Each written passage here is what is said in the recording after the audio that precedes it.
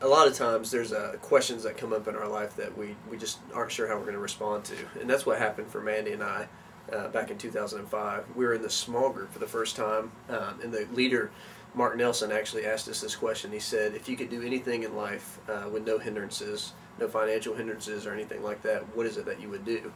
And I remember sitting back there thinking about the question, and I came up with this really amazing answer. I said, I'm going to learn how to fly a plane and learn a second language, really deep spiritual kind of stuff. And then it gets around to Mandy, my wife's turn, and something comes out of her mouth that she had never said before, or she had never said to me. She never even thought about it. And she says, I would buy a large piece of property, adopt a lot of children, and start a ministry out of my home for single moms. And like all of our jaws dropped, and we're like, yeah, really? Okay. And then we just move on to the next person and didn't think much about it.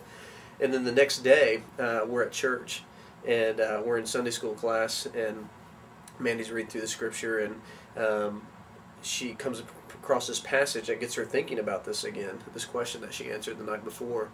And we're on our way home, and we see a sign right next to our neighborhood that says, large piece of property, 3 residences for sale. And to make a long story short, 2 months later, we owned that property. And here it is 5 years later, and I don't know a second language. I don't know how to fly a plane, but we do own a large piece of property. We have adopted 3 children, and we do have a ministry out of our home for single moms.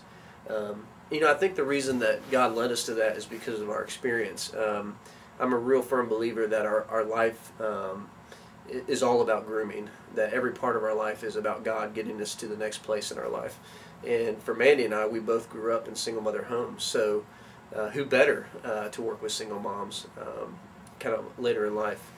We had 2 very different experiences. My experience was very traumatic, very chaotic, lots of abuse and no support, where Mandy's experience was fantastic. She had lots of support.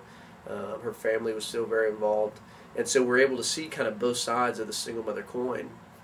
And so in 2005, when God started giving us this vision, we already had the passion because of our experience growing up. And then He led us to the right people to help us calm down and to really honor Him in that vision and not just go out crazy. And so we started doing 2 years of research, and we started to figure out, what is the need in our community? Knoxville, we're blessed in that there are 670 churches and 2,500 nonprofits in our community. So there's really a lot of good people doing a lot of great things. And what we wanted to do in the Restoration House was really fill a gap, find out what the legitimate need is for single moms, and then can we do something about it? Is God leading us to? So after that research, we found what we felt like were the 2 largest gaps in our community for single moms, and then God said, speak to other people about who are addressing these. And so we started going across the country to say, who's doing the very best work in these areas? And we found 2 organizations, one in Denver and one in Pennsylvania, and we brought the best of what they did to Knoxville.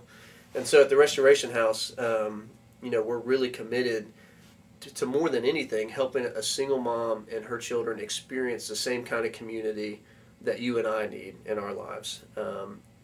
The reality of it is that God didn't create any of us to succeed or to live whole lives individually, but that we're only successful in life when we're living in community. And so all we're trying to do is provide the community for single moms and their children that I've experienced in my life that have helped me get to where I am today. These moms and their kids shouldn't be expected to pull themselves up from their own bootstraps, because I certainly don't expect that from myself.